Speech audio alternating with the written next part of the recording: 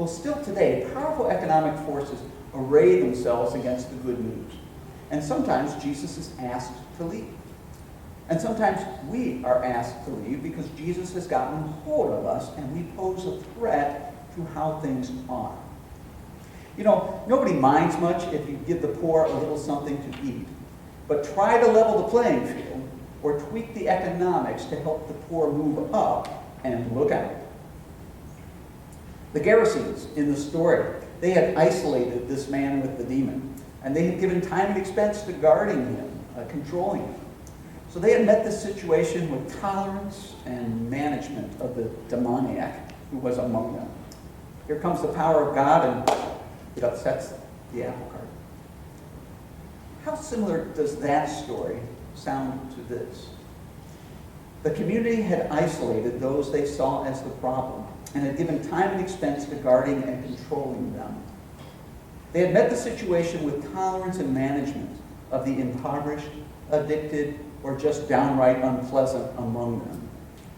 Now here comes the power of God, and it upsets the apple cart. Then all the people of the surrounding area asked Jesus to leave them. We really do not want to be among the people who are asking Jesus to leave. Maybe our response to Jesus depends on how we relate to this demon-possessed man in the story.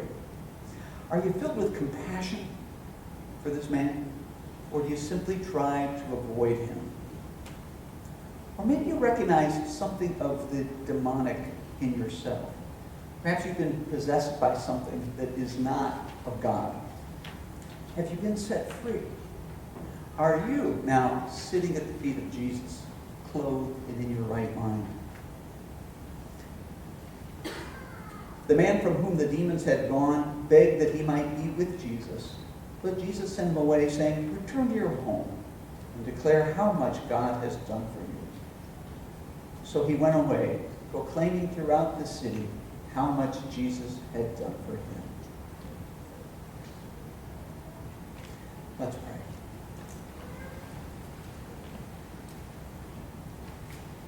Lord, on the one hand, it sounds very good and bracing to pray for revival.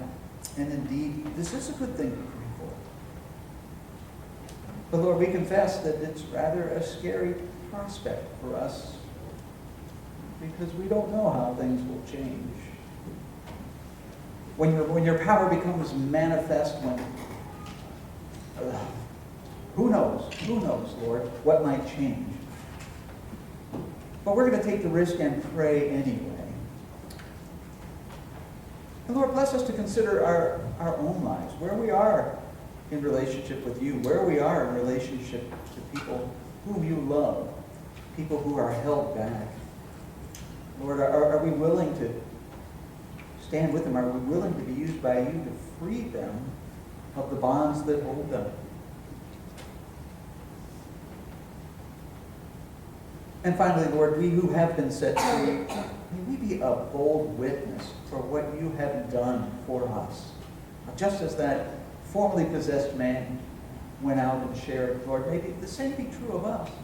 For who knows whose life might be changed, where revival might come, simply because we have been faithful witnesses to what you have done in us and for us.